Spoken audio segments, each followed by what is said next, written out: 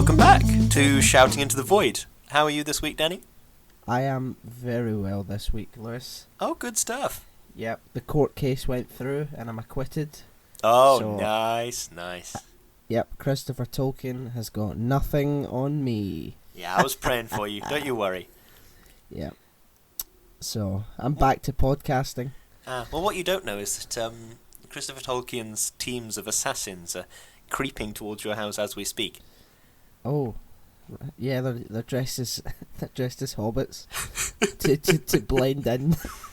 I'm not very familiar with the weaponry of Middle Earth, but I can't imagine they'd have guns in Middle Earth. But that's why he's armed these hobbits. No, they don't. They have bow and arrows, and sometimes they use crossbows. Oh, I see. Hobbits Well, he's armed use... these ones with guns. They have Yeah. guns, Danny. These ones have guns, Danny. Well, hobbits use relatively sharp leaves as weapons. I've never watched Lord of the Rings. I've never read Lord of the Rings. Yeah, I'm joking. That doesn't Okay. happen. I They don't run at the end of it. Like, yeah, have a sharp leaf. A sharpened leaf. I'll give you a leaf cut, you orc. Right, well, good stuff, eh? Should we talk about Yes. whatever we were watching this week? Oh, wow, you're right into it this week, Lewis. We normally I have know. about 20 minutes of bullshit before we get into the main event. I'll tell you what, then. Let's not talk about what we're going to talk about this week, if you'd like some cheeky bullshit. Give us some bullshit. Okay, made a cup of coffee this morning. It was dead nice. Oh, Jesus. We've lost the art, Lewis. We've lost the art. The art of what? Podcasting? No, just talking bullshit. We need a meeting every week where we come up with fresh bullshit. I think the reason I've got no bullshit is because not only is there... I've been watching Death Note, obviously, but, there is so much of it.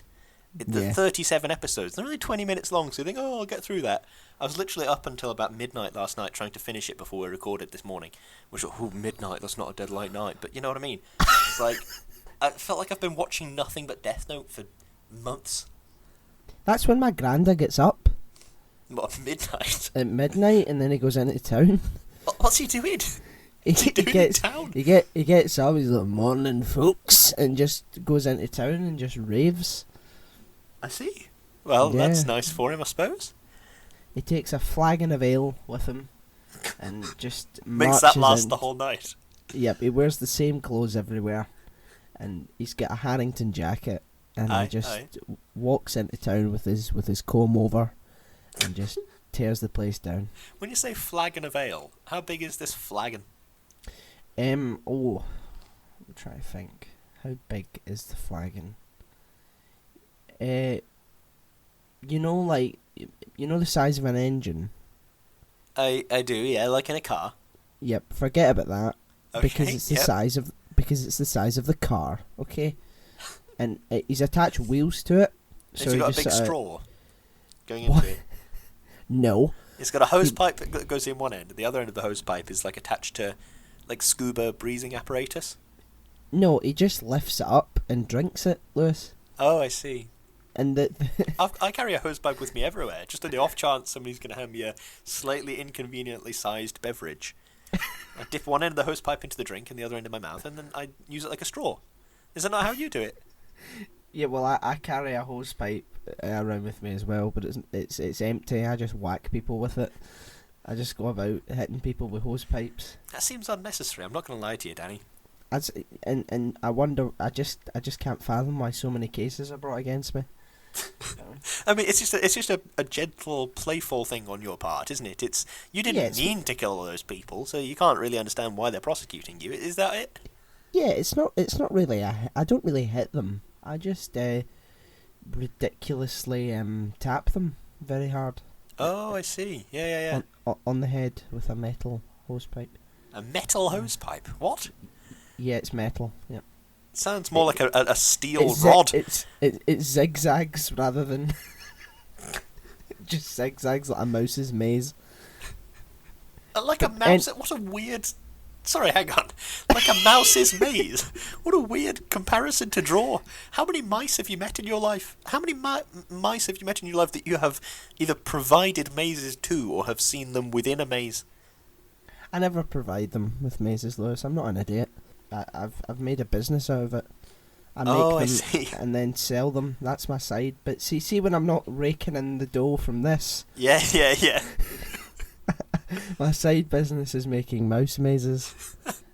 I see. So is it like it's not cash they pay you though, is it? It's like that episode of Rick and Morty where the people jump up and down on those boxes to provide Rick's car with power. You get the mice to run around in little circles to provide you with power in exchange for a metal hose pipe in the shape of a rat maze. No, I get money for it, Lewis. I've been doing business all wrong. Well, for this podcast, I've been being paid in people jumping up and down on boxes. Lewis gets paid by keeping the podcast going. That's your payment. Your computer is still working. That's your Yes, payment for essentially. doing this. Yes, that's my payment. Is yep. Well done, Lewis. We won't come and butcher your computer this week. Yeah, but I attached wheels to my granddad's flagon. Oh, okay. What kind of wheels? Just wheels, like, office chair wheels. Like caster wheels, yeah. Yeah, just about 6 of them, because it's so big, so that he can get into town a bit easier. Okay. It looks like a sort of giant pedal boat with lots of booze in it. I can't help but feel that Imagine the sea is in the boat. the sea, right? And the sea is booze. Just imagine that. Picture that in your mind, I've viewers pictured it. Yeah, and listeners. it's quite strange. Yep. Okay. So The have thing you is, pictured say- it? say Have you you pictured fini- it, Lewis? Yes, I've Lewis, pictured this it. is Yes, I this is a have. technique. Okay, come on. You need to work with me here. Okay. So you've pictured it. I Yep. have. Yep. You're a moron. Why would you picture that in your head? That is. Oh, good stuff, guys. Good You, stuff. you fell for that one. Look. Right. Well, the question I is. did. The I did question a funny. Congrats. The question in my mind is, say he finishes it while he's on his night out, which is Yep. every night apparently. Say he Yep. finishes it. Does he go to the bar and say, "Can you fill me this bad boy up with lager, please"? No, he's not allowed to take it in with him. So he just keeps it on the street. Then whenever he wants a sip of his drink, he has to go back outside and. Yep. One time, a bouncer said, "Look, mate, you're not getting back in," and he went absolutely mental, I see. and basically went to the bouncer's house and went into his computer and changed the password in his Wi-Fi. And Right. The bouncer, like 2 weeks later, wasn't working there anymore. Because he was at home trying to figure his Wi-Fi out. He was stuck at home, trying to figure out the password for his Wi-Fi. Oh, And, I see. It didn't end well. He lost his job, and yeah. So that's And now That's he is Old Farmer Giles. that's the danger of not letting a drunk old man into a pub. Right. Well, now I So- know for my side Yep. career as a bouncer. So remember that one, listeners. If you ever see a guy with a car-sized flagon, and he tries to get in because he's had a drink and you say no, just be careful, okay? Just be careful of your BT or your Virgin or whatever network you use. I particularly use Sky, believe it or not. I use Sky as well. Yeah, it's a lovely service, isn't Oh it? no, Lewis? sorry, Danny. I've just had an email. That's the £10 million sponsorship from BT Wi-Fi. That's gone now. Oh, how? What happened? We mentioned that we use Sky Wi-Fi. Oh no! Yeah, it's an issue. Oh, for God's sake. That is... But surely, can we not use both? How much 'Cause I've Wi-Fi? What? I've got a shed that I could... That you could fit out with BT Wi-Fi. Yeah, that you could hook up. I mean, the Wi-Fi... I mean, the Sky reaches the shed. But just if it makes him feel better... You see the OpenReach guy coming down the street and you say, "Oh, mate, can you come and plug it into my shed, please?" Yep. Oh. That was a sufficient amount of bullshit. Okay, we've got through 10 minutes of bullshit now. Would you like to talk about Death Note? I would love to talk about Death Note. Okay, please be my guest. Well, what did you think of Death Note, Lewis? I sense some struggling on your part to get through it. Well, this is going to be a tough conversation because I know that you very much love Death Note, Okay. but I didn't like it. I acknowledge it's How kind dare you? of clever, yeah. Like some of the plot points are kind of clever, some of the plot twists are kind of interesting, but the writing was really weird, and the pacing was bizarre, and it would just looked really weird, and all the characters were like nowhere near actual human beings in any way. This is the first anime I've ever seen, so if this is like the style of anime, then Yep. maybe I'm just not. Maybe it's like an acquired taste, but I watched all of this thinking, good lord, I can't wait for this to be over. Wow. Wow. The only bit that I was actually like hooked on was I've forgotten everybody's names immediately after finishing the final episode. So here we go for this terrible story. The bit where the guy with the spiky black hair from the Yotsuba company, where he's like racing around trying to find out the name of that guy that was Misa's manager. Yep. That bit. Matsuda. Yes, him. Matsuda's Misa's manager. Yeah, I enjoyed that bit because that felt really like dynamic and interesting, and I was hooked for that. Right. For those like 3 episodes that entire thing took, but like I was hooked for that. But then the rest of it felt very slow, very static. I struggled to watch it and enjoy it. Wow. You just broke my heart, Lewis. Oh, I'm sorry. Well, I have to disagree with you. I think that it's one of the most intelligent and well written shows I've ever seen. Like, it's just mad. It's just the game of chess that they both play, but like L and Light. It's just absolutely amazing. And then obviously, spoiler alert, by the way, in case you watch Death Note, L dies because Light gets the better of him, and then Nier shows up, and who's basically just a sort of discounted version of L. I guess. And what the one thing that I didn't like was that Nier was the one to beat Kira. Like, I think it just should have been L in the end. I think the thing you have to say though is that Nier sort of stood on L's shoulders. It's not like Nier did everything from the ground up. L got like 70-80% of the way there, and Nier just sort of finished it off. Do you know what I mean? Yeah, which is why it does. Which is why I was a bit okay. I mean, I would have loved to have seen L's reaction to Light being found out. Yeah, and it's just the first time that they both like challenge each other when L completely tricks Light into killing that guy. You know the inmate. Yeah, where the guy that is pretending to be L is on the news saying I am L. Yeah, that was clever. Yeah, it was incredibly clever. My only thing about it was like the things, individual ideas like that were clever, but it felt like they were executed in an unclever way, if that makes sense.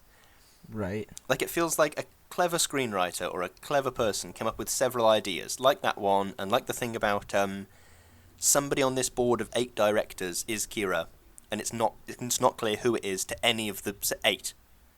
Yeah.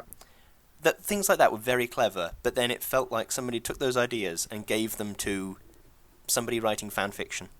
Yeah. It was really strange to me that the dialogue and the exchanges, it was all really weird to me.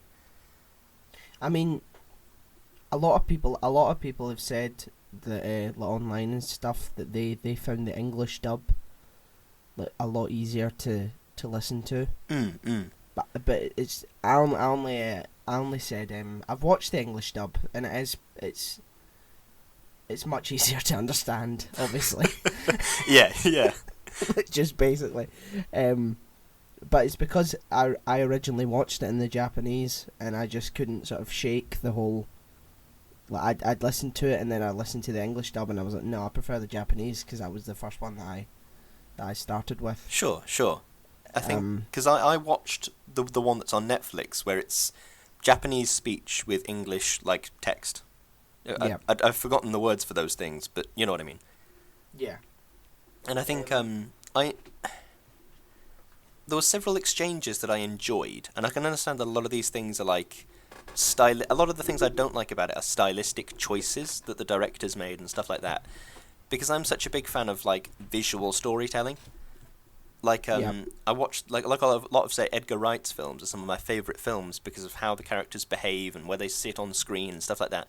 Because I'm such a big fan of this visual element of the storytelling in a film. And the thing I kept noticing about Death Note in this specific regard was that, you know those scenes in Family Guy where one character, there's like say 10 characters on screen and one of them is talking or doing something or whatever, and all of the other characters are stood perfectly still, and if you stare at them for long enough they do blink, but it's not like you notice. It felt like every single shot in this was just characters stood still talking to each other. Do you know what I mean? No, I get what you mean. I realised that we haven't mentioned who wrote this Marvel that you don't like. If you say yes, this was Kevin Feige that wrote this. Go on, shall I quickly Google it? No. I've got the names here. It was I'm so sorry about the pronunciation. Right. Sugumi Oba, Takeshi Obata. Those are the two people that wrote it. Cool. So thank you to both of you for such an amazing experience. Lewis doesn't agree, but that's fine. Don't get me wrong, I understand that it's presenting interesting ideas and presenting them in a format that I'm not familiar with, and I think it's probably that unfamiliarity is one of the reasons I don't like it. Yeah. If we weren't discussing it for the podcast, I would have tapped out after about 4 or 5 episodes. I really couldn't get into it. Right up until the final few seconds, I couldn't get into it. Right. Oh, God, that's so disappointing. I tell you what, though, I really enjoyed Ryuk as a character. I thought he was an excellent character. I love Ryuk. I thought all the others were absolutely bizarre and weird, but Ryuk was like a really interesting, like, trickster god. Do you know what I mean? Like a Loki-style trickster god. I really enjoyed that. The main criticism that people have with Death Note is Misa. Oh yeah, she was real weird. I didn't understand her or anything. That was really weird. Yeah, her I don't really understand her motivations for doing things. I mean, her parents died, and she was attacked by some creepy loner, and then was given a notebook, and somehow she's like just completely in love with Kira. So is she just insane? Like, she must just have deeply mental problems. Well, the thing I didn't quite understand was like in different scenes, in different episodes, she goes from being considered very stupid or in very low regard by all the other characters, to doing actually quite clever things. Yeah. Like in the final few episodes when she is speaking with spiky hair Yotsuba guy, and she gets him to admit to being Kira. That was quite a clever manipulation in a strange way. But they're all still saying, "You idiot, why did you do that?" And they're like, do you know what I mean? It's just really weird to me. Yeah. We'll do some criticisms to satisfy Lewis's bloodlust.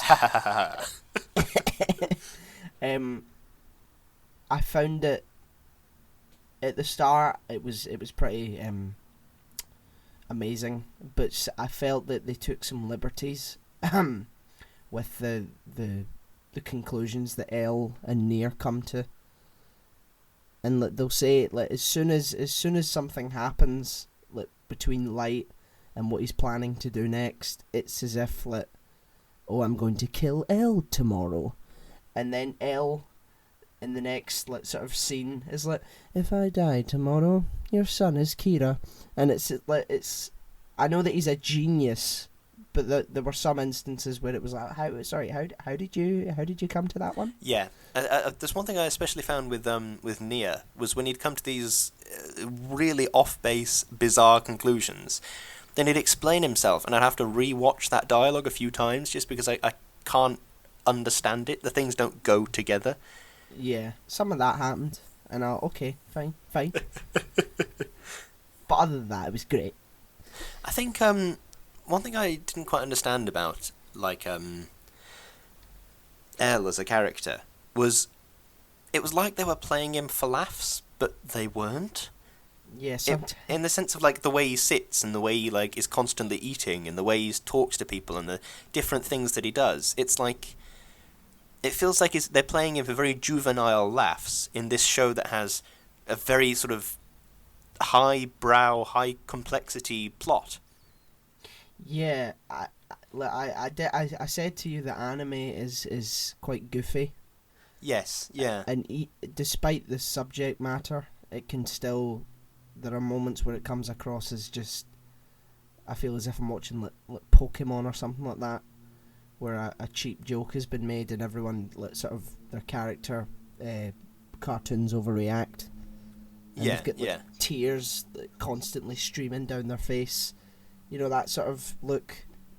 Yeah, I know what you mean. Yeah. Waterfalls of tears. It's like, yeah, it's a bit disconcerting. I think one thing I found about the visual style was that it was very, very strange. In that, like, it's very pretty, but I didn't like it. And it's like, say, Rick and Morty. It's actively not pretty, but I very much enjoy that animation style. Yeah. It's very simplistic, very to the point, and this anime style is very over the top, very centered on incredibly niche detail. Do you know what I mean? Yeah, and there's a lot of close-ups. And Yes, yeah. So it'll go and it'll go right up to the person's face. Yeah. And it'll sort of zoom ever so slowly past their face, but never go past it, if you know what I mean. Yeah, I know what you mean. You remember when I watched that Netflix series, You? And I was speaking to you about it, and we talked about it briefly on Instagram and all this sort of stuff. And I said, the thing that makes it compelling for me is that none of the core characters are good people. They are all terrible people. This felt like that. Yeah. In that, like, Light is a bad person. Elle is like, I understand, yeah, he's a great detective and all this sort of stuff, but if he was an actual human being, you'd meet him and go, God, what a dick. Do you know what I mean? Yeah, he's not a good person. Exactly, and the same for, like, all the police investigators, like Aizawa and Light's dad and all that sort of stuff. They all make very questionable, weird choices all the time. And the same for Misa Ramane, too. It's just... It's really weird to me. And it feels like... Like, I know that Death Note has this big sort of cult following. But I feel like... You know that scene in Zoolander? I feel like I'm taking crazy pills. Do you know what I mean? It's that. Yeah. I was watching the entire thing and thinking, this is really weird, really far too complicated. I don't understand it. The dialogue is bizarre. Yeah. I'm taking crazy pills, Danny. That's what I'm doing. I mean, I think the dialogue in the English dub, as I've said, isn't just that dialogue in English. Like they try and sort of westernize it. Oh, sure. A bit more. I think the reason it comes across as quite weird, I think, has something to do with Japanese culture and the way that kids they have you know, we live in Britain and they talk about the death penalty quite a lot.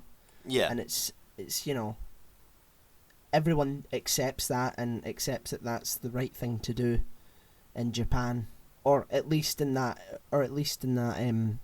anime they did. Sure.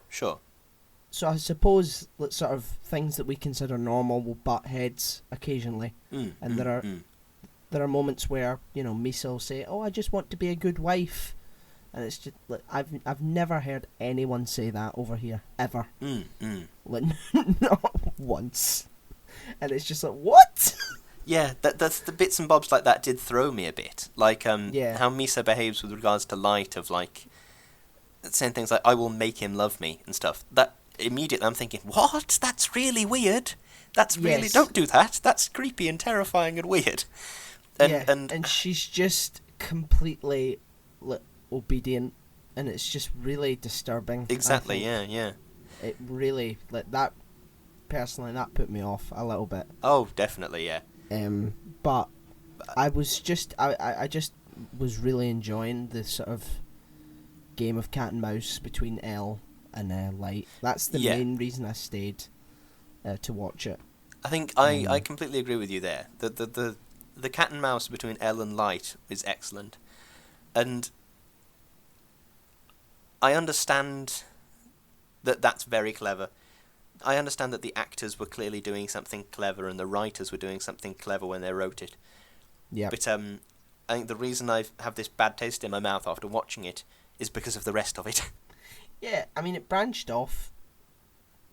There were bits where it sort of left the realm of what it was meant to be doing, and sort of just, it was as if another show was playing at some points. Like when? Well, like, there was an episode called Matsuda. Okay. And it basically it tied into the story, but it became very, very goofy, basically until the end. And then it sort of, we're back into the story again. And it basically followed him following Misa around because he's her manager, and he was just getting into weird sort of situations and just sort of saying goofy things, and it's like, no, we're having a dangerous game of cat and mouse between an egotistical, god complex serial killer and a childish genius. That's what I'm wanting to see. But we're following Matsuda around, going, "Oh, Misa, oh." Yeah, and that was sort of the only part of it I found. The only part that was supposed to be funny that I found funny was this continued everybody hates Matsuda. I thought that was quite funny. Yeah, he did say some pretty stupid things. Oh yeah. Do you know what, we haven't really we haven't really explained what Death Note is even about. No, we've just launched straight into I was so eager to hate Death Note. So no, I will hate it and I won't explain it. Yeah, well, for those of you that don't know, Death Note is an anime show about a notebook from a realm that is inhabited by the gods of death. And one god of death, Ryuk, drops his notebook by accident into the human world. And a student called Light Yagami picks the notebook up and decides that he is going to create a new world where crime is gone, and he will be the god of that new world. So basically he starts killing people. He starts killing criminals by writing their name in the notebook. And if you write someone's name in the notebook, and after 40 seconds they'll die of a heart attack. But there's a whole list of rules that I'm not going to go through. What you can actually do is you can actually buy a Death Note. I actually bought one. I've got one in my drawer. Oh, very nice. An actual replica of the notebook, and it has all the rules in it. So if you want to read up on that, feel free. And eventually his killing of criminals gets the attention of a super detective named Elle, who, wants to catch Kira, and he's also quite sort of childish and egotistical, and they begin their game of cat and mouse, essentially. I keep thinking that, like, what you just described there, that could be played out with a lot of suspense over, say, 10 episodes. There is no reason for it to be 37 episodes long. Yeah, but, 10 episodes, 10-hour episodes? Yeah, I suppose. 20 short episodes then, I suppose. Yeah, because 20 minutes, it is over before you know it, really. Each episode. Because I found myself going, Jesus, that was quick. But I suppose it depends on whether you're enjoying it or not. Yeah. I tell you what, though, did you think that everybody was a bit quick with the whole God analogy? Light's first thoughts were, I'm going to become the god of this new world. And then L very quickly developed this theory of he's trying to become a god. He has god-like power. Everybody was a bit quick with, like, God. Yeah, I mean, I suppose that Light has always, on some level, thought of himself as more than just an ordinary man or student. I don't think that those feelings just sort of popped out of nowhere, because he just looks incredibly bored and unsatisfied before the notebook shows up, and he's doing well in his class, and I'm en route to get a nice career. And I suppose he wanted something more, because he knows that he's extraordinary. So, and then he gets this notebook that gives him the power to kill people. Sure. But like, so watching... the logical step for someone like that would be, I'm going to make a new world where crime is gone and I will rule it because I am exceptional. Sure. I think my thing, watching it, I was thinking, oh right, well he's going to become like Judge Dredd, but morally worse. That was what I was thinking watching it. It was like, okay, it's Judge Dredd, but with a notebook instead of the lawmaker, or whatever his gun's called. Yeah. It's just... And it wasn't. But it wasn't that. It was so something that I didn't expect. I didn't see it coming. Which can be brilliant, and there were brilliant moments. I just think it was odd. I think that's the whole point of the show, that justice as an idea is so skewed and so open to interpretation that it can be used by anyone, whether they're good or bad. Sure. So, what are some things that you do enjoy about the show, then? Obviously, I've said I really enjoy the plot, I really enjoy the writing. Sure. I really enjoy the characters as well. I think that Light Yagami is a great character. And it's just the idea of this sort of normal student just becoming this god. I would have loved to have seen what would have happened if Light had won. I would love to have seen what that world would take place. Sure. And having it end as like, I'm mortal and I can't live forever. And it might prove that he isn't a god.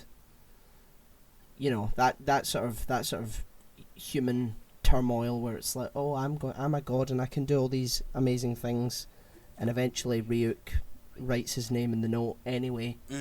As soon as he creates his new world. You say that you like visual storytelling. Yeah. But at the beginning, Ryuk says,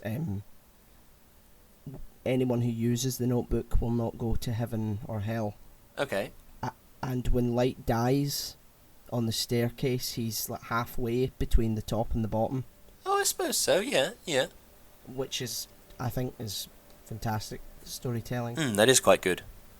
And there's a theory that Light becomes a Shinigami. Oh, yeah. After he dies, which would be perfect, I think. Because Shinigamis are incredibly bored, and all they can really do is just sit in the Shinigami realm and write names of people without experiencing any glory. Yeah, which is essentially Light's life. Yeah. If Elle had never been born or anything, then Light would have been in that situation of just writing names in the notebook and very quickly just becoming bored of it. Yes, that's true. And I think that Light, as soon as he started using the notebook, his life was in danger, even if Elle wasn't even there. Because Ryuk could have just written his name in the notebook. Sure. The only reason he stayed was because it's boring in the Shinigami realm. So if Light was boring, do you think that Ryuk would have just killed him? Yeah, probably. If Light had have developed into this sort of just very boring, right, well, these are my criteria for justice. Anyone that breaks them, I'm just going to write their name in the notebook.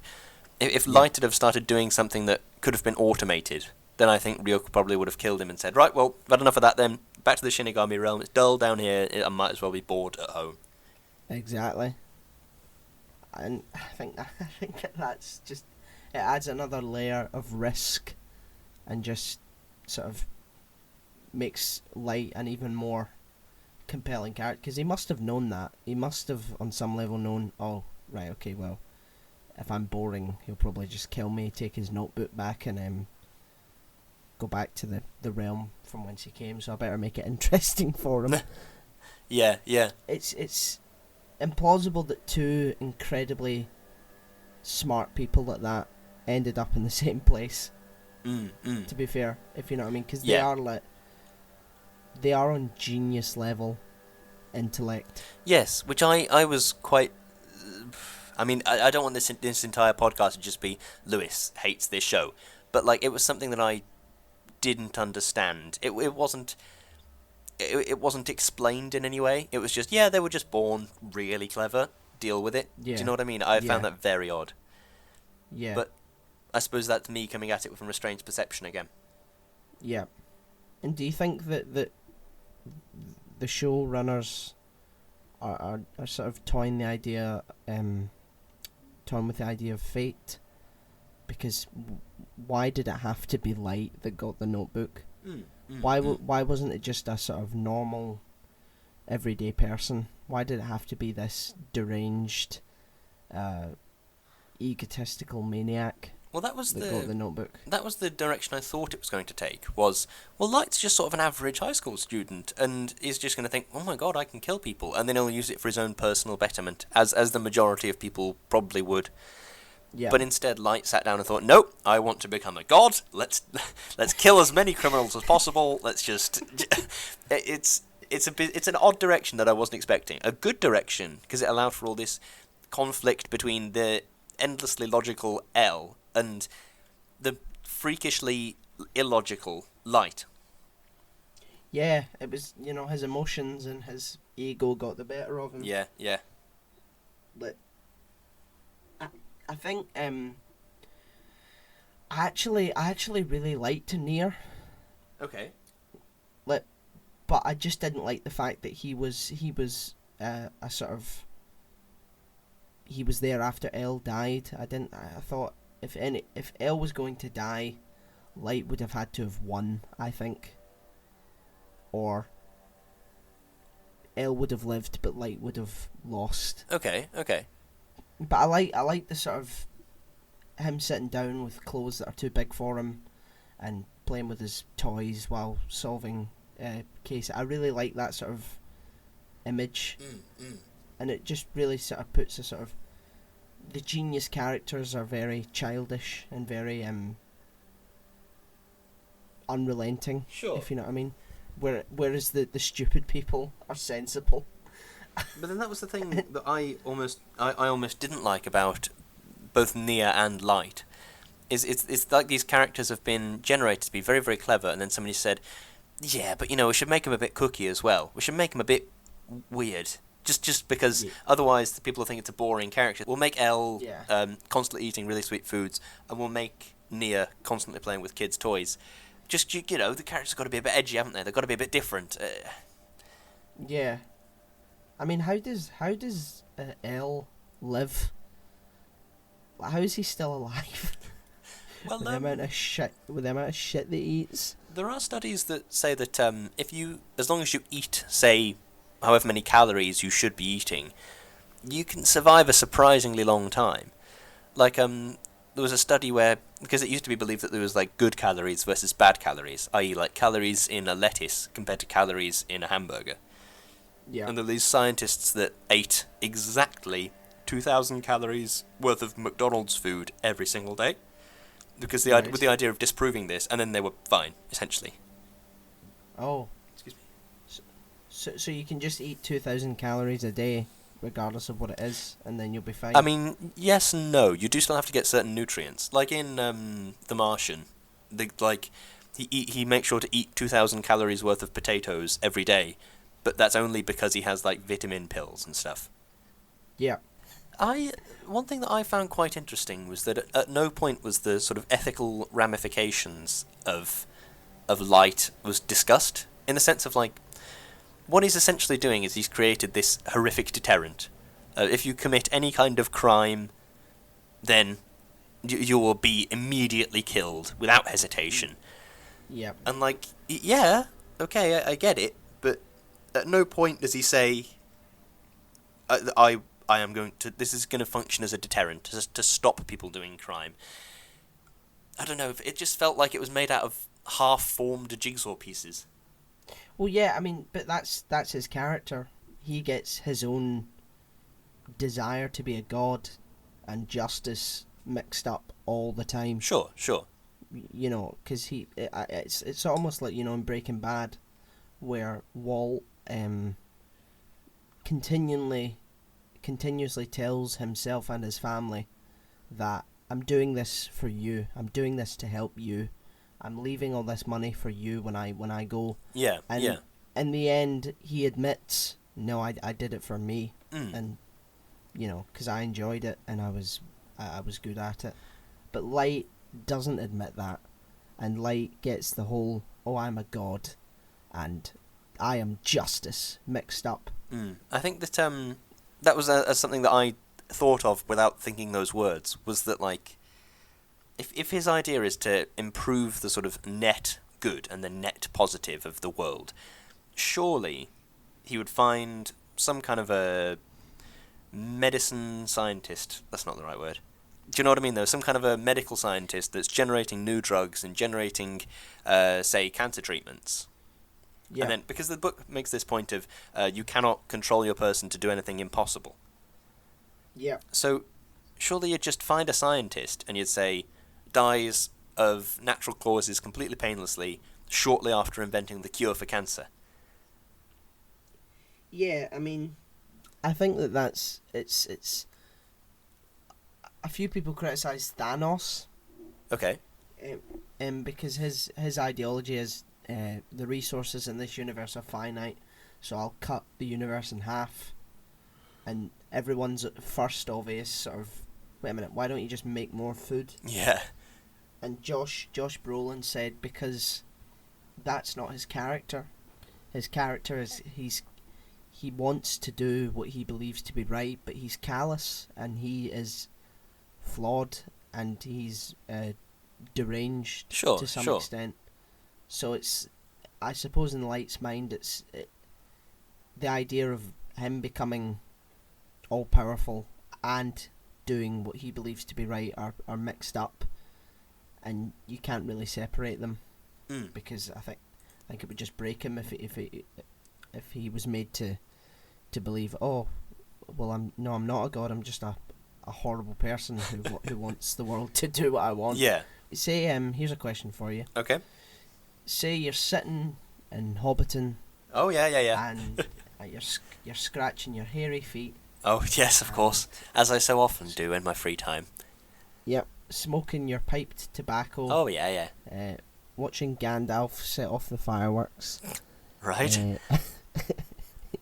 And suddenly, out of nowhere, a notebook falls from the sky. Oh, yeah. And you see it land on the ground, and you go over and pick it up, and it's a death note. Mm-hmm. What would you do if you were given a death note by a Shinigami, Lewis? I would immediately think something that Light doesn't think at all, which is, I am not enough of an authority to do this. I am not in any way knowledgeable enough to say, right, well, there's this person and he's killed someone, so I'm going to kill him. Yeah. Because that's a crime of necessity, say. He has to kill that person to feed his family, or he has to kill that person to save his country from a despotic tyrant of a ruler.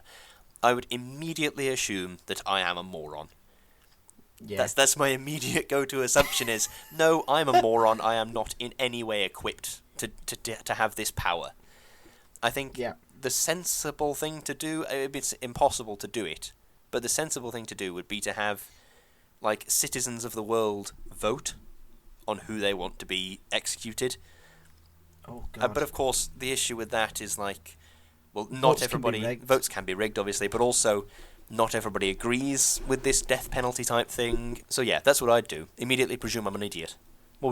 and what? So once you presumed you're an idiot, what would you do with it? Would you bin it? Would you destroy it? because you can't really destroy it. I would hand it back You to can't the. burn it. I'd hand it back to the Shinigami and say, "Give this to somebody else." I don't want the deaths of however many people on my conscience. Yeah. I am incapable of making that decision, and I'm firmly aware of that. So you would give it to the Shinigami, only to give it to someone else who might use it for evil. That's a good point. Yeah. You would have the deaths on your conscience because you know, you've just sort of shoveled it off. You've passed the buck. In that case, I guess I'd just dig a big hole and throw it in, and then cover it over, and then hope that it got lost to the mists of time. Wow. Because it's too much power. Do you know what I mean? For anybody to have. It'd be all fine to say, oh, well, why doesn't he give it to, in a hypothetical unified world type situation, why doesn't he give it to the Council of World Leaders? Well, because that's flawed as well. Yes. Why do you trust these world leaders exactly. to do? Why do you trust these world leaders? And then if you turn it around and say, oh, let's find the most morally pure person on the planet and give it to them. Why do you trust them? Why are they morally pure? Are they not going to get corrupted by this incredible sense of power? Exactly. So what would you do with it then? If you aren't going to dig a hole and throw it in? Well, there's no way that we could use it today. Anyway, say I was a complete narcissist. I am, and and just was exactly like Light, and I wanted to become a god of a new world. There is no way that I would last more than a month before I was caught. Right. Because they can listen in to your phone calls, to your conversations, and is this where you get your tinfoil hat out? No, but it's true though. They can tap into your devices, read your messages, read your texts. Sure, yeah. Everything that you send, everything that you look at, is logged in a huge database that they can pull at any time, and they see all these deaths occurring. And plus, even if they couldn't, the internet, just the sheer number of people on the internet would be able to find the person that's committing it. There's a great guy on YouTube called The Imaginary Axis. Okay. And he because the remake of Death Note was coming out as a Netflix film, but it's set in the West. It was utter shite, by the way. Okay. And he made a very good art. He said, with all the technology nowadays, Light wouldn't be able to do it, because they would look at his search history. They would just tap into his phone, and there's just so many ways that he could be caught without a super genius, playing an intimate game of cat and mouse with him. Sure. And I'd be worried if I got the notebook. I'd be worried where I would go afterwards. Okay. If I used it even once, because it says you don't go to heaven and hell. Well, where do you go? It could be somewhere even worse. And I don't want. And because I've been given the notebook, we now have to assume that heaven and hell are real, for one. Yeah. So, the first thing I'd be doing is looking to see what gets me into heaven. Right? And who would you ask for that? Would you go to a church? Would you ask a Shinigami? What would you do for that? I would ask a Shinigami to start with, and if he wasn't cooperating, I would try and associate what religion is gods of death. Where do they come from, and do the best I could, and then live my life that way. Like without ever using the notebook. You know what? This is a fantastic example of in The Good Place. Have you watched The Good Place? No, I haven't. I heard it's good. It is incredible, and we have to do some episodes on it because it's fantastic, and I really, really love it. But fair enough. There's this one character called Doug Fawcett, and it's because it's like a comedy show. The idea is that Doug did a load of drugs at some point in his life, and then somebody said to him, "What do you think that the afterlife is like?" And then he completely guessed, and he was off his face on drugs, and he got it completely right, or 99% right, or whatever it was. Wow. And then he lived the rest of his life in accordance with this completely hypothetical thing he'd made up. And like in the show, in the first season of the show, there's a picture of him on the wall of the office in this like afterlife, and it's like, yeah, that's Doug Fawcett. He's an amazing guy. He lives his life in accordance to the good places rules and all this sort of stuff. And then they meet him in season 3 or season 2, I can't quite remember, but they meet him, and he's got a really crap life. He Right.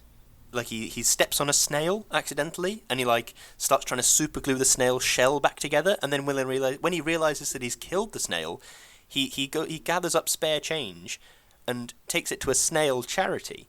And the snail charity is 3 days walk away, but he doesn't want to drive a car because of the fossil fuel emissions, so he just walks on foot using shoes that he's made out of like leaves. He walks to this snail charity and donates a big sack full of pennies that he's just found on the street. All because he's trying to increase his net good place score. And even though he just made it up. He made it up, but the argument is he believes it to be entirely truthful. And the idea is that even if it's not, his argument is, even if it's not truthful, what if it is? If it is truthful, then he has to live his life this way just on the off chance that it is true. Well, that's the age-old argument, isn't it? I suppose. That religious people ask atheists, what if you're wrong? So, well, you just happened to be born in that part of the world. It's a complete accident that you were born in,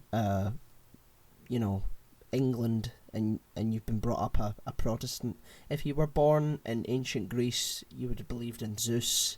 If you were brought up in India, you'd probably be a Hindu. It's just I completely see your point. Yeah.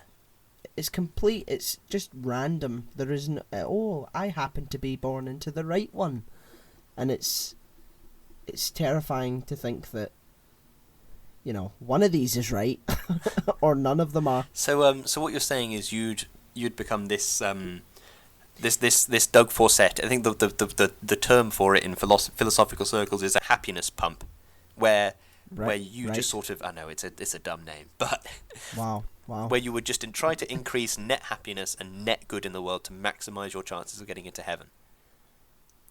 Well, yes and no. Okay. I mean, if the Shinigami was incredibly helpful and gave me the accurate description of what I needed to do, and it was like, to get into heaven, you have to run around naked, and that was the way to get in. Say that was the tenets of the gods of death. Sure. I would do that. Okay. Because if I don't, I'm going to hell. So what if the Shinigami essentially sort of granted you moral ambiguity, and he said, well, there is no heaven, there is no hell. Everybody goes to the same place when they die. Doesn't matter what you've done in life. You just do whatever, and you get sent to a completely random place in the afterlife, which is just a big grey field that goes on forever, and you just exist there forever after you die in real life. Where does that? I've heard that before. What is that from? I made it up. No, there is a faith where everyone is just sent to a sort of grey field where they just walk forever. Oh, is it? It's. I might be getting this wrong, but I think it's like part of the Norse faith, like old school Viking style stuff. Is you either go to Valhalla, or you go to the bad one, or if you've done nothing particularly bad, you just sit in limbo for eternity. Yeah, I thought that was it, something like that. But it's like it's just no, whether you're good or bad, everyone goes there. Yeah, I can't remember what it's with, but anyway, I don't know. I'd be too afraid. Just on the off chance the Shinigami was lying. Well, no, but I'm not. Despite my psychotic exterior, I don't have a great desire to kill people. Only to kick puppies. That's what you live for. Yeah. I mean, yes, you exactly. act most days, but like to earn cash. But what you live for, that's kicking puppies. Exactly. I just write puppy in the notebook a million times. Puppy. Yep. Rex. Fido. But no, that wouldn't work. No, because yeah. you have to picture the face of the dog. And therein is another one of my questions. Say you're born and you're given the name John Smith. And then at some point in your life, you change your name, say because you don't like the name Smith, or whatever reason, you change it to John... I can't think of a name. Humphrey. John Humphrey, yeah. Yeah. Will that... If you legally change your name to John Humphrey, if somebody writes John Humphrey in the book, will that kill you? If they picture your face, I would guess so. Yeah, but in that case, why... You have to think of the person. You have to see their face in your mind when you do it, so that people with the same name don't get mixed up. Yeah, but in that case, couldn't you just give somebody a nickname and call them that nickname, and then just write whatever in the notebook while thinking of their face, and they would just die? There's no need to know their actual name. They would just die. No, you need first and second names, I think, because well, you can make them up. Do you see my point? You can make them up and say, right, this bloke on the street who I've just met, he is going to be forever John Humphrey in my mind, and I'm going to make friends with him, and I'm going to call him John Humphrey no matter how much he hates it. And I'm going to forever call him that, and then I'm going to write John Humphrey in the notebook while thinking of his face, and then he'll die. I don't think so. No? Because why, if that was the case, surely you would have thought Light would have tried that. Well, yeah, but that's my point. Why wouldn't he have done? If But I'm sure he did. I'm sure he did at some point. He must have thought, wait, if it's just names, can I just give him a name and then picture his face, because I know what he looks like.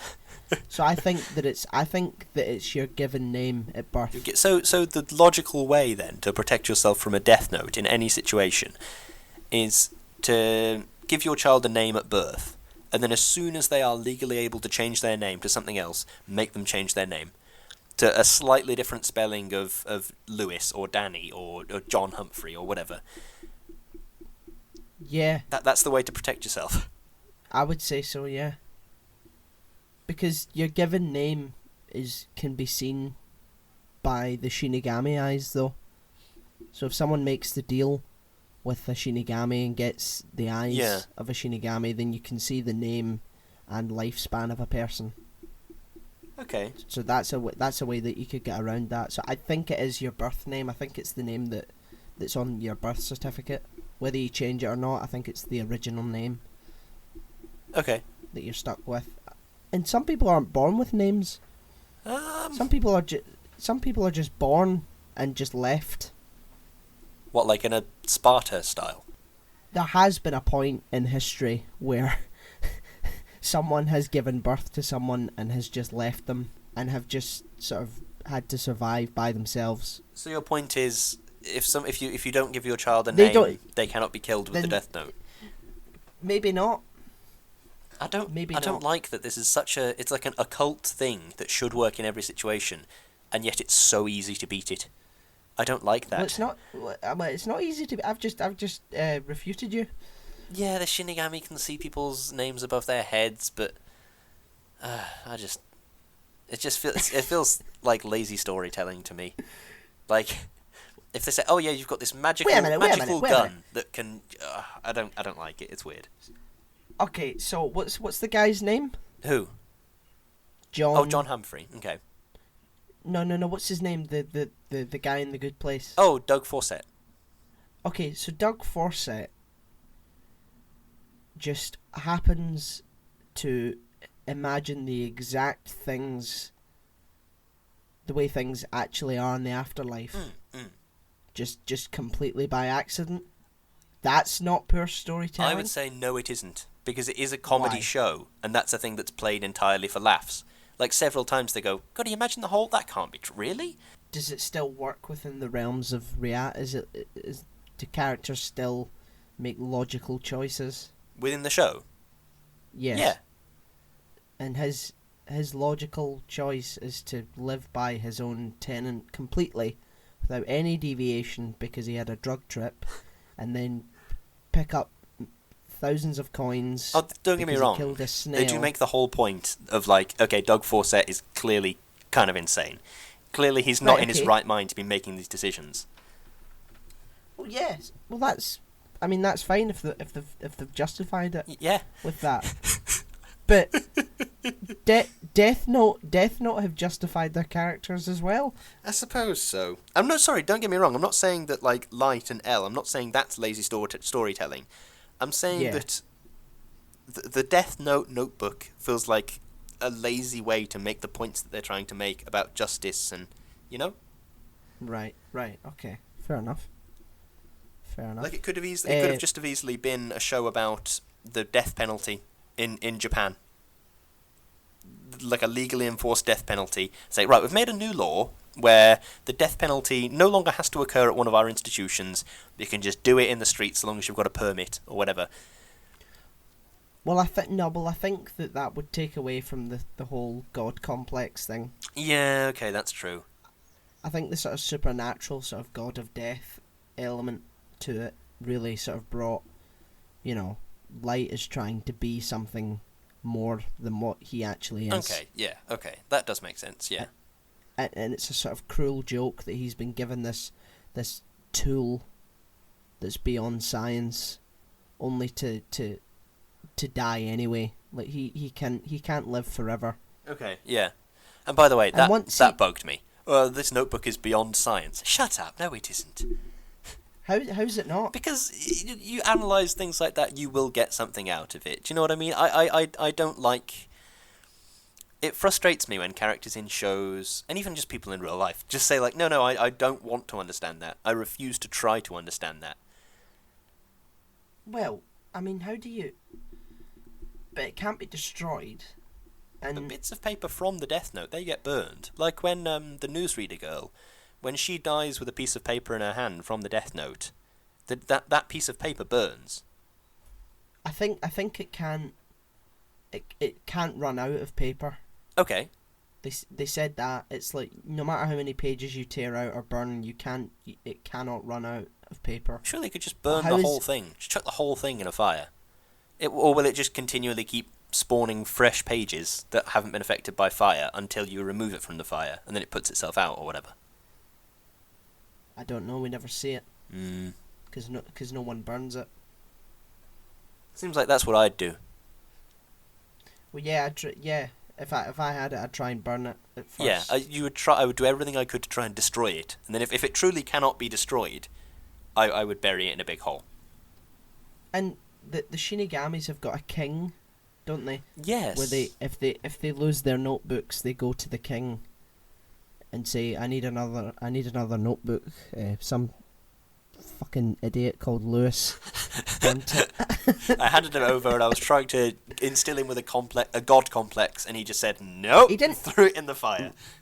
Ryuk didn't hand it over. He dropped it. Okay, that's true. Well, Lewis Brindley picked it up and then immediately threw it in the fire.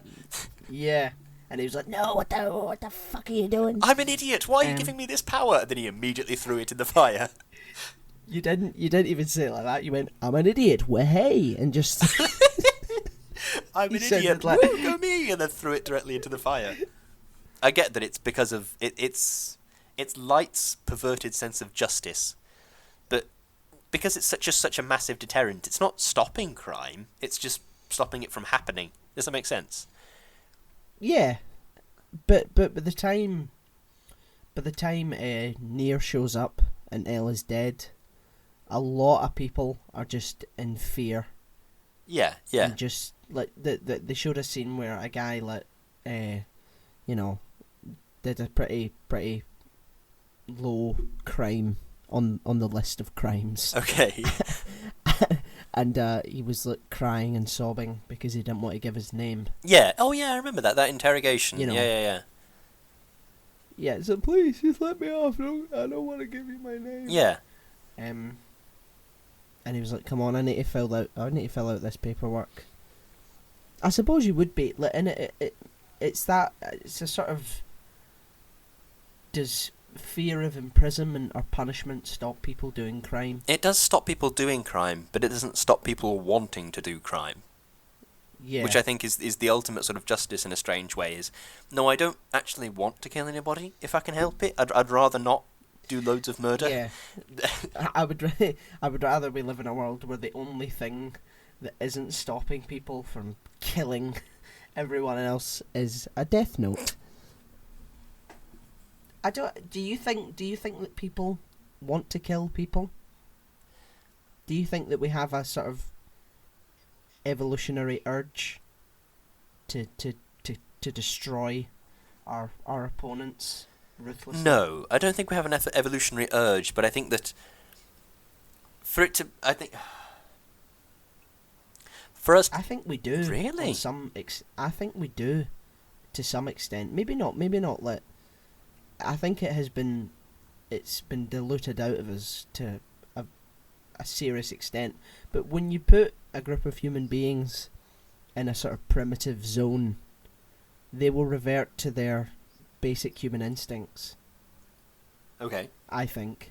I don't think that we can sort of maintain society as it is if we're put back to a sort of Bronze Age type situation. I think the struggles would become very primitive and very sort of petty. Do you really think that? I think so. I think that, don't get me wrong, struggles would happen, you'd still have injustices and you'd still have things like that, but in a situation where we reverted back to, say, Bronze Age technology, then it becomes a much different landscape to the one we're living in now. The one we're living in now, injustice sort of starts at the top. People introducing, say, laws or whatever to mean things are less just. But if in a situation where there's 20 of you in a Bronze Age society, it's a direct democracy, and you can have a vote on every single decision you make. Do you know what I mean? Yeah. And say, well, do we think that Brian should go and kill and skin this deer? And everybody says, well, no, not really, because Brian is an idiot and he'll do it wrong. Let's get Steve to do it instead. I think those types of injustices would be lessened. But I think the reaction that you're talking about of a very petty squabble type thing, I think that's a panic reaction to being in a new situation. No, I'm not going to give you any of my tinned food that I've been hoarding for years, even though I've got enough for myself to die 10 times over. I'm not going to give you any of my food because it's mine. It's do you know what I mean? It's a knee-jerk reaction. Yeah. So we obviously see human beings differently then. Yes, I think we do. I think I have a fundamental optimism in human beings as a abstract sort of concept. Right.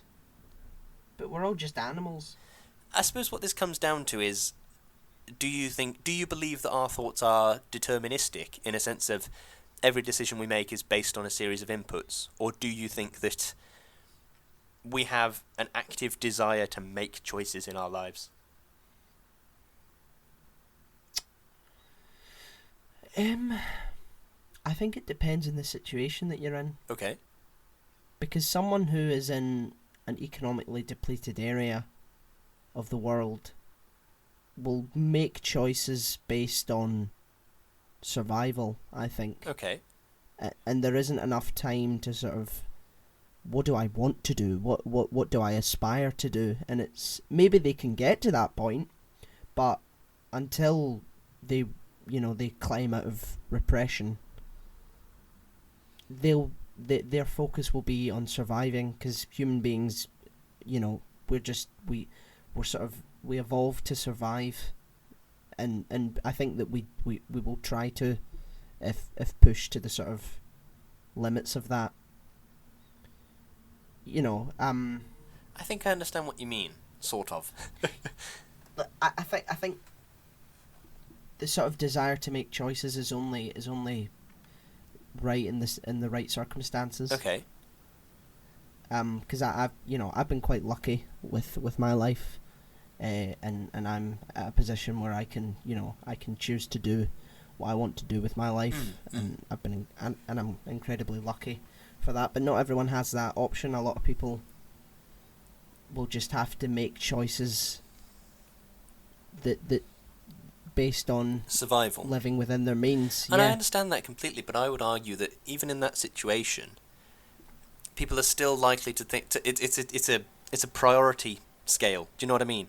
If you're more likely in that situation, like my decisions now that I make, say I go to Tesco to buy some milk, the question is not the survival aspect of am I capable of buying however much milk. The question is, well, do I want cow milk, or do I want like a different alternative, or do I want to make this decision based on the betterment of humanity, which is difficult when you're buying milk. But like, that's the question that I'm asking myself, looking at these things, thinking, well, if I buy Tesco value milk, it's likely that they've like been punching those cows in the face before they take milk from them. Do you know what I mean? That the animals are more mistreated and stuff like that. But if I make a choice to buy something else, then I'm supporting good practices in industry.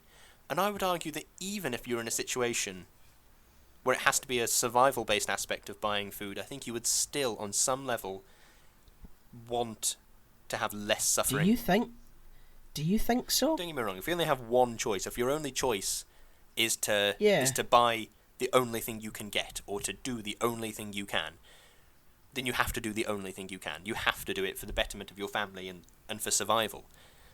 But I do think that as soon as people are capable of making decisions, I think people will tend towards a net positive decision.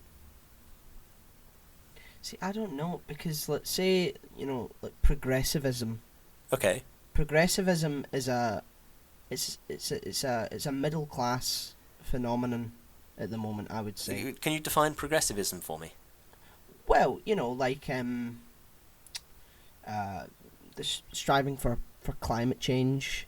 Okay. Yeah. Greater gender equality. Sure. Racial equality, things like that. That incredibly important and vital issues. But I don't believe that when you live in a sort of more destitute life, that those things concern you as much.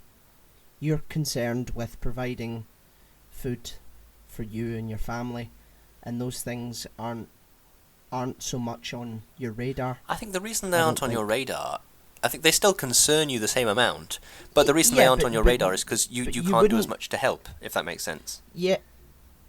I don't know. I'm not convinced by it. I think that human beings are primarily selfish creatures, and we will do what we need before we put anyone else before us, essentially. But I'm not saying that's everyone. There are definitely good and selfless people out there, but primarily, instinctively, we will tend to ourselves, because animals do that all the time. I would argue that that's the thing that separates us as humans from animals, is our desire to have this higher functioning above our instincts. Yeah, I'm not saying I don't think that we're driven solely by instinct, but I think that put in the right circumstances, those instincts would return and play a more pivotal role in life, rather than achieving this greater goal of justice and equality. I think that would be pushed to the wayside in a sort of Bronze Age-ish civilization. Okay. I think it would be, no, we need food, and we need to build houses, and there is I'm not interested in climate change at the moment. I need to eat. The irony, of course, is that in a Bronze Age civilization, climate change becomes much less of an issue. Because you're not building cars to destroy the world with, or do you know what I mean? You're walking everywhere, and you're growing your own food. You're not contributing to big industry and stuff like that. Yes. I mean, maybe this is just something we disagree on fundamentally, because I think I do have this natural optimism for a neutral human being. I'm very pessimistic. I think that human beings are just putting on a sort of polite act, and if society wasn't there, we'd all kill each other, I think.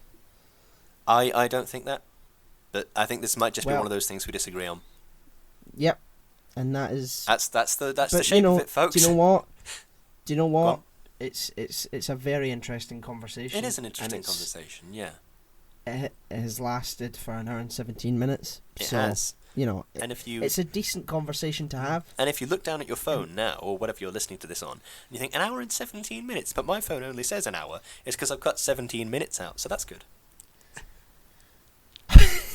You've cut the deep conversations about human Psyche. Yeah. You've just cut all I've that just out. cut it down, so Screw it's a that. super cut of me just saying, yeah, I didn't like Death Note, thought it was dead weird, didn't enjoy it, not going to watch it again. That's what I've cut it down to. The podcast will last 3 seconds, and it'll just be Death Note shite, and that's it. Yeah, that's it. Well, I don't know about you, but I've sort of exhausted my notes now.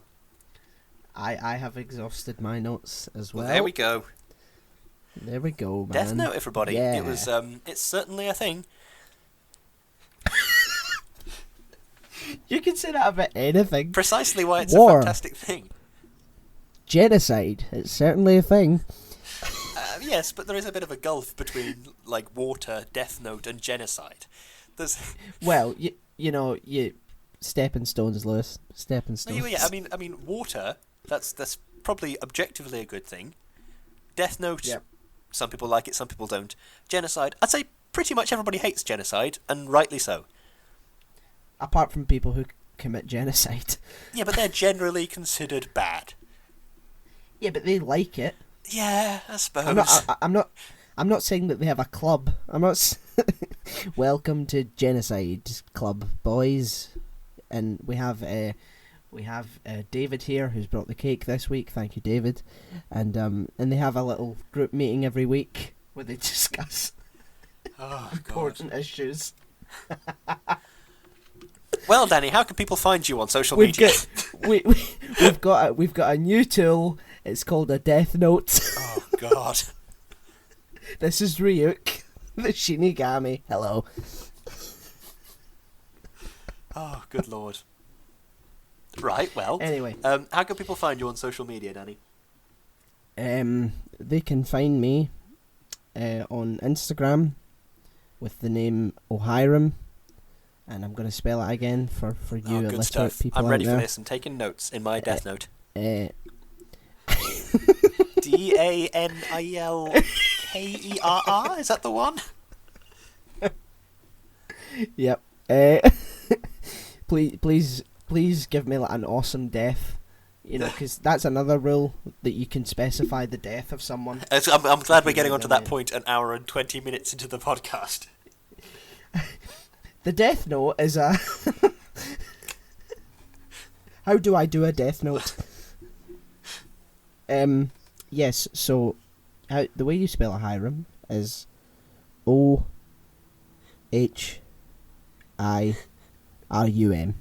So it's basically, oh, hi, rum. It's like an alcoholic who's surprisingly chirpy.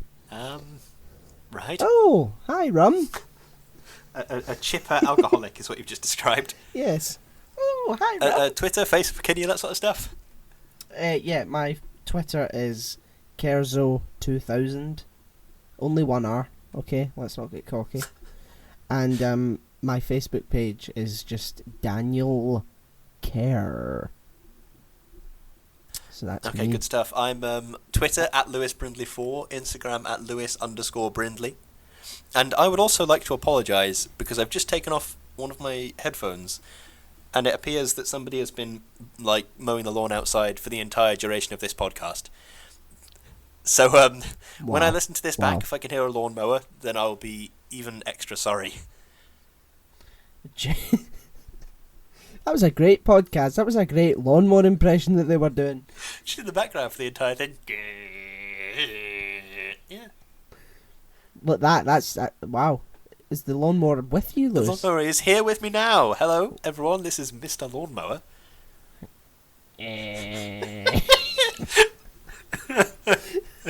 Oh, goodness me. God. If you're listening to the podcast anywhere at all, please make sure to leave us a good review, 5-star review, say what you liked, say what you didn't like.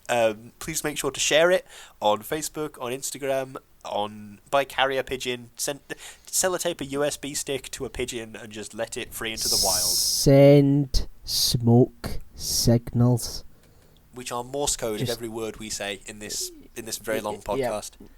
Yeah. Lewis, we've forgotten one important thing. What are we reviewing next week? Next week we are going to review the brand new film Joker, starring Joaquin Phoenix. Dun dun dun. Because as we record this on a Wednesday... That was a soundboard, by the way. That wasn't me doing that. Oh, I see.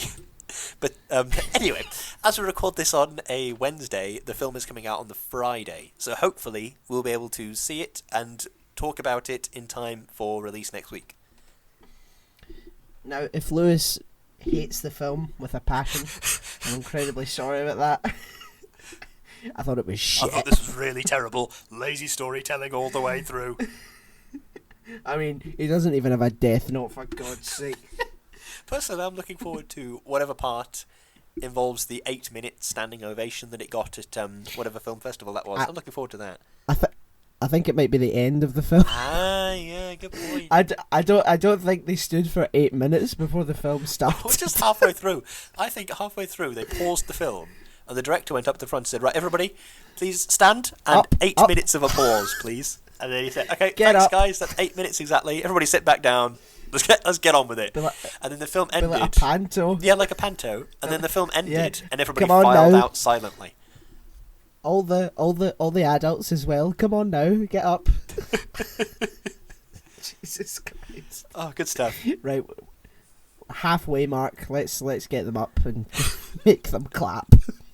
Anyway, I hope you've enjoyed this week's podcast, listeners. I hope you've enjoyed this week's podcast, Danny. Yeah, I didn't enjoy it as much as Death Note, but you know, I bet you did, Lewis. I'm never gonna let you live that down. What, that I didn't like Death Note? Yeah, I'm gonna send you mail every day, just with scolding remarks. I mean, please don't do that. I'd be impressed if you managed to get my address, to be quite honest. You are a butthead. It just says that on a I'll one be saying. like very delicate calligraphy on a piece of very thick paper. Yep, in lowercase letters. U, this is the letter U, the letter R, and then a bum that you've And drawn. then And I just have a circle with a line through it. yeah, exactly. Well, anyway. Well, there you go. There you go. Another hour and 25 minutes well another spent there, successful, listener. Well another done. successful podcast. Thank you very much. Thank you for listening. Thank you very much for listening.